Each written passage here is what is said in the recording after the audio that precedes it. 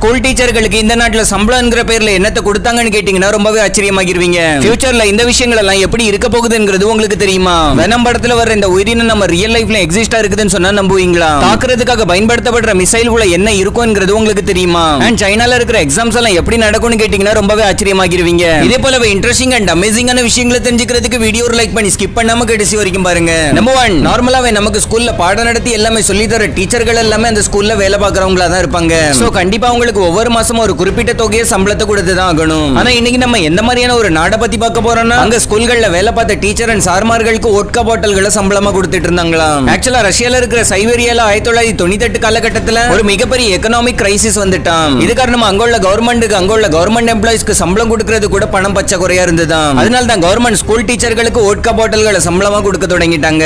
And இதுல ஆச்சரியப்பட வேண்டிய ஒரு விஷயம்னா, இதுல எந்த ஒரு டீச்சர்களுமே அதுக்காக எதிர்ப்பு தெரிவிக்கவே இல்லையா. அதுக்கு பதிலா கவர்மெண்டோட இந்த செயலால அங்குள்ள டீச்சர்கள் ரொம்பவே ஹாப்பியா காணப்பட்டிருக்காங்க. நம்பர் 2, வெனம் மூவில வரக்கூடிய இந்த கருப்பு உயிரினம் ஈஸியா யாரோட உடம்புல என்டர் ஆகி அவங்கள அதோட கண்ட்ரோல்ல கொண்டு வந்துரும். ஆனா இந்த மாதிரி விசித்திரமான உயிரினம் நம்மளோட ரியல் லைஃப்ல எக்ஸிஸ்டா இருக்குதுன்னு சொன்னா உங்களால நம்ப முடியுதா? மரீன் பிளாட்ஃபார்ம் என்கிற இந்த உயிரினங்களை நம்மளோட கடலோட ஆழங்கள்ல பார்க்க முடியும். இதுவும் பார்க்கிறதுக்கு அப்படியே வெனம் மூவில காட்டப்பட்ட அந்த கிரியேச்சர் போலவே தான் இருக்கும். இது மட்டும் இல்லாம இந்த உயிரினங்கள் மத்த உயிரினங்களை வேட்டையாடுற முறை கூட வெனம் படத்துல வர அந்த கிரியேச்சர் பண்றது போலவே தான் இருக்கும். இந்தவா முதல்ல அதுங்க வேட்டையாட போகிற உயிரினத்தை சுத்தி மேல ஒட்டி பிடிச்சிரும். அதுக்கப்புறமா அதுங்களோட எதிரியை முழுசா கவர் பண்ணி மூச்சு முட்டை வச்சு கொன்னுருமா. அண்ட் ஃபைனலி இதுங்க இந்த மாதிரி கொல்லுற உயிரினங்களை சாப்பிட்டு தான் உயிர் வாழுது. சோ இந்த உயிரினம் அப்படியே கிட்டத்தட்ட வெனமோட ஒத்து போகும் தான் சொல்லியாகணும். நம்பர் 3, shelterpups.com என்கிற பெயர்லயும் ஒரு வெப்சைட் இருக்குது. அந்த வெப்சைட்டை பத்தி இன்ட்ரெஸ்டிங்கான ஒரு விஷயம், அந்த வெப்சைட்ல நீங்க உங்களோட பெட்டான கேட் இல்ல டாகோட போட்டோ எடுத்து அனுப்பலாம். அண்ட் அவங்க அதே போல HSL சேம் சைஸ்ல பொம்மையை உருவாக்கி உங்களுக்கு தருவாங்களாம். பட் அஃப்கோர்ஸ் அது ஃப்ரீயா எல்லாம் கிடைக்காது. அதுக்கான பணத்தை நம்ம கொடுத்து தான் ஆகணும்.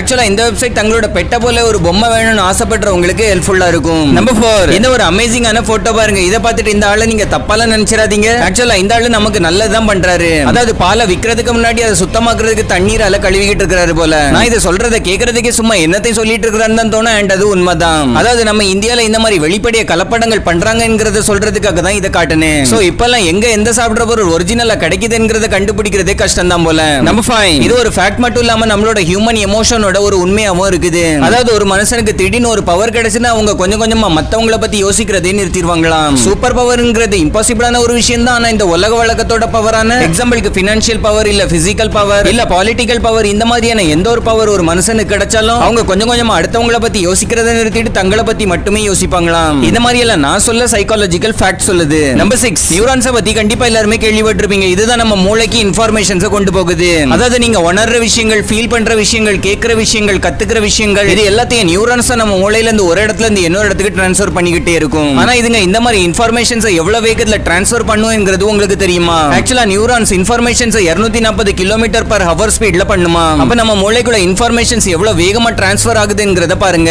நம்பர் 7, நீங்க நிறைய ஸ்போர்ட்ஸ் கார்கள் எல்லாம் இதுல இத்தனை ஹார்ஸ் பவர் இருக்குதுன்னு சொல்லி கேள்விப்பட்டிருப்பீங்க. ஆனா நிறைய பேருக்கு இந்த ஹார்ஸ் பவர்னா என்னன்னு சொல்லி தெரியாம இருக்கிறதுக்கு தான் வாய்ப்பு இருக்குது. ஆக்சுவலா ஹார்ஸ் பவர்ங்கிறது ஒரு விதமான மெஷர்மென்ட் தான். அதை நீங்க சிம்பிளான முறையில புரிஞ்சுக்கணும்னா இத பாருங்க.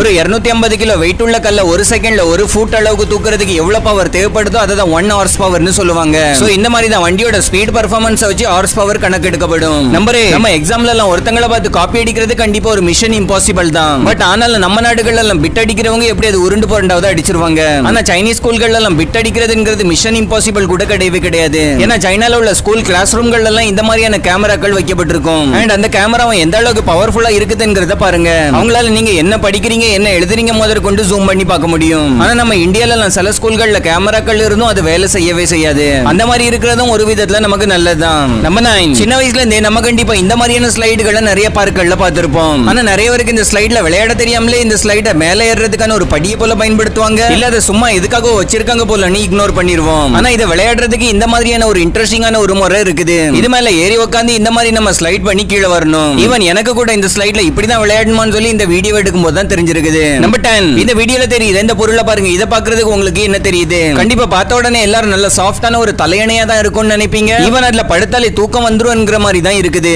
ஆனா இது ஆக்சுவலா தலையணை போலவே செதுக்கப்பட்ட ஒரு கல்லா இருக்குது. அந்த அளவுக்கு டீடைல்டா இந்த ஒரு கல்லை செதுக்கி வச்சிருக்காங்க. உண்மையாவே வேற லெவல்ல செதுக்கி இருக்காங்கன்னு தான் சொல்லி ஆகணும். நம்பர் 11, ஒரு மிசைல நமக்கு பாக்குறதுக்கு ரொம்பவே சிம்பிளா தான் தெரியும். அண்ட் அது செய்யற வேலையும் ரொம்பவே சிம்பிளான ஒரு வேலைன்னு தான் நினைச்சிட்டு இருப்போம். அதாவது டார்கெட்டை நோக்கி சும்மா லான்ச் பண்ணாலே போதும், சும்மா போய் வெடிச்சிரும். ஆனா அப்படியெல்லாம் கிடையவே கிடையாது. ஒரு மிசைல ரெடி பண்ணி அதை லான்ச் பண்றதுக்குள்ள ஒரு வழியாகிருவோம். ஏன்னா வெளியிருந்து பாக்குறதுக்கு சிம்பிளா தெரியற எறிகிற ஒரு மிசைலுக்குள்ள எவ்வளவு விஷயங்கள் இருக்குதுன்றத பாருங்க. இதுக்குள்ள இவ்வளவு விஷயங்கள் பெர்ஃபெக்ட்டா இருக்கறனால தான் இதால அதோட டார்கெட்டுக்கு போய் கரெக்ட்டா வெடிக்க முடியுது. ஒருவேளை இதுல இருக்கிற ஒரு பார்ட்ல மிஸ்டேக் இருந்தாலும் முழு மிசைலுமே ஃபெயிலியர் ஆகிருமா. நம்பர் 12, பேங்க்காரங்க எல்லாம் வெள்ளிக்கிழமை மட்டும் கொஞ்சம் அதிகமாவே ஜாக்கிரதையா இருக்கணும் போல. ஏன்னா ஒரு சில ரீசன்களோட அடிப்படையில பார்க்கும்போது அதிகமான பேங்க் ராபரிகள் எல்லாம் மேக்ஸிமம் வெள்ளிக்கிழமைகள்ல மட்டும் தான் நடக்குதாம். ஆனா இதுக்கு பின்னாடி ஏதோ ஸ்பெசிபிக்கான ரீசன் ஏதாவது இருக்காங்கிறதெல்லாம் தெரியவே தெரியாது. ஒருவேளை திருடங்களோட அடிப்படையில ஃப்ரைடே தான் உங்களுக்கு லக்கி நாளா இருக்கும் போல. நம்பர் 13, ஜப்பான்காரங்க அவங்களோட பிளாக்ல வேற லெவலான ஒரு மாற்றத்தை கொண்டு வந்திருக்காங்க. அத பார்த்ததுக்கு அப்புறம் நீங்களும் இதெல்லாம் ஒரு மாற்றமாமான்னு தான் யோசிப்பீங்க. ஜப்பானோட பிளாக் 1999க்கு முன்னாடி வரைக்கும் லெஃப்ட் சைடுல இருக்கிற மாதிரி இருக்கும். ஆனா அதுக்கப்புறமா ரைட் சைடுல இருக்கிற மாதிரி சேஞ்சஸ் கொண்டு வந்திருக்காங்க. அதுல என்ன சேஞ்சஸ் பண்ணிருக்காங்கன்னு சொல்லி மேக்ஸிமம் நிறைய பேர் நோட்டீஸே பண்ணிருக்க மாட்டீங்க. இல்லன்னா நான் சொல்றேன். ஆக்சுவலா அவங்களோட பிளாக்ல இருக்கிற அந்த ரெட் கலர் சர்க்கிள் லைட் ரெட்ல இருந்து டார்க் ரெட்டா மாத்தி இருக்காங்க.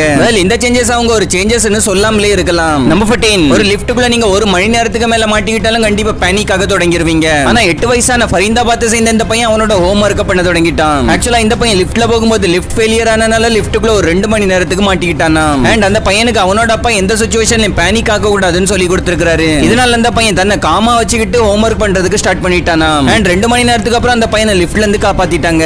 நம்பர் 15, இன்னைக்கு நம்ம யூஸ் பண்ற ஒரு சில விஷயங்கள் ஃபியூச்சர்ல எப்படி எல்லாம் இருக்க போகுதுங்கறத பாத்துறலாம். இன்னைக்கு நமக்கு பப்ளிக் பிளேசஸ்ல எங்கயாவது ரெஸ்ட் எடுக்கிறதுக்காக உட்கார்ற மாதிரியான எதையாவது கட்டி வச்சிருப்பாங்க. ஆனா ஃபியூச்சர்ல நீங்க பப்ளிக் பிளேசஸ்ல உட்கார்றதுக்கும் பணம் கொடுக்க வேண்டிய நிலைமை வர்றதுக்கு வாய்ப்பு இருக்குது. ஏன்னா 2030க்குள்ள ஒருவேளை ஒரு சில இடங்கள்ல எல்லாம் இந்த மாதிரியான பெஞ்ச்களை போட தொடங்கிடுவாங்களாம். இந்த பெஞ்ச்ல நீங்க காசு போட்டாதான் பப்ளிக் பிளேசஸ்ல கொஞ்ச நேரத்துக்கு உட்கார்ந்து ரெஸ்ட் எடுக்க முடியும். அண்ட் உட்கார்ந்து இருக்கிறவங்க ஒருவேளை அந்த இடத்தை விட்டு எழுப்பி போயிட்டாங்கன்னா அதுல இருந்து வர ஷார்ப்பான இந்த முள் பொஞ்ச அமைப்பு சீட்ல உட்கார விடாம பண்ணிரும். அதனால யாராலையுமே இதுல காசு போடாம எல்லாம் உட்காரவே முடியாது. அடுத்ததா ஸ்கூல்கள்ல நம்ம எல்லாருமே நார்மலான எரேசர்களை பயன்படுத்த தான் செய்வோம். ஆனா இந்த ரப்பரை பாருங்க, இந்த ரப்பர் பாக்குறதுக்கு அப்படியே டிரான்ஸ்பரண்டா இருக்கும். அதனால இந்த ரப்பரை வச்சு நீங்க எந்த இடத்துல எரேஸ் பண்றீங்கங்கறத அக்யூரேட்டா பார்க்க முடியுமா. அப்ப என்ன ஃபியூச்சர்ல எந்த மாதிரியான எரேசர்கள் எல்லாம் கொண்டு வருவாங்கன்னு சொல்லி யோசிச்சு பாருங்க. மேபி லேசரோட இன்னும் அதிகமான ஃபீச்சர்ஸோட வர்றதுக்கு வாய்ப்பு இருக்குது. அடுத்ததா நீங்க ஃபியூச்சர்ல மேபி ரூபாய் நோட்டுகளை பாக்குறது கொஞ்சம் கஷ்டம் தான். ஏன்னா இப்பவே கொஞ்சம் கொஞ்சமா எல்லாருமே டிஜிட்டலுக்கு மாறிக்கிட்டு இருக்கிறத நம்ம எல்லாரும் பார்த்துக்கிட்டு தான் இருக்கிறோம். அண்ட் ஈவன் இப்பெல்லாம் செக் புக்களும் அதிகமா யூஸ் ஆகாம டெபிட் கார்டுகளும் கிரெடிட் கார்டுகளும் தான் யூஸ் ஆகிட்டு இருக்குது. ஆனா 2050க்குள்ள இந்த கார்டுகளை யூஸ் பண்றதும் குறைஞ்சிருமா.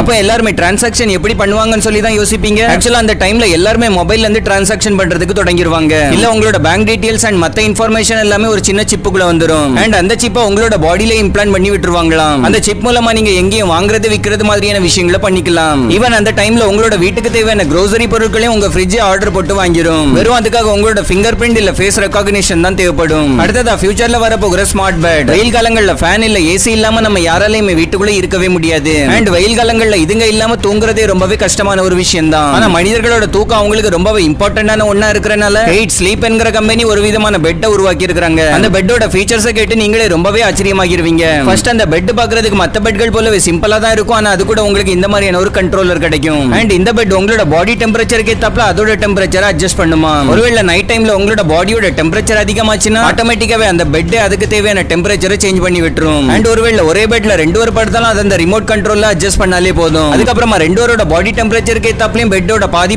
பகுதி டெம்பரேச்சரை சேஞ்ச் பண்ணிட்டு இருக்கும். ஈவன் அதுல உங்களை அன்பா எழுப்பி விடுற மாதிரியும் அலாரமும் வைக்கப்பட்டிருக்குது. அது உங்களை மெதுவா வைப்ரேட் பண்ணி அழகா எழுப்பி விட்டுரும். So okay friends, I hope இந்த வீடியோ உங்களுக்கு பிடிச்சிருக்கும்னு நினைக்கிறேன். வீடியோ பிடிச்சிருந்தா வீடியோ லைக் பண்ணி உங்க ஃப்ரெண்ட்ஸ் அண்ட் ஃபேமிலியோட ஷேர் பண்ணுங்க. அண்ட் இதே போலவே இன்னும் இன்ட்ரெஸ்டிங்கான வீடியோஸோட கலெக்ஷன் ஐ பட்டன்லயும் கொடுத்திருக்கேன். இப்போ உங்களுக்கு எண்ட் ஸ்கிரீன்ல தெரியும். அதையும் கிளிக் பண்ணி பார்க்கிறதுக்கு மறந்துடாதீங்க. நானும் இன்னொரு இன்ட்ரெஸ்டிங்கான வீடியோட உங்களை சந்திக்கிறேன். அது வரைக்கும் டட்டா பை பாய்.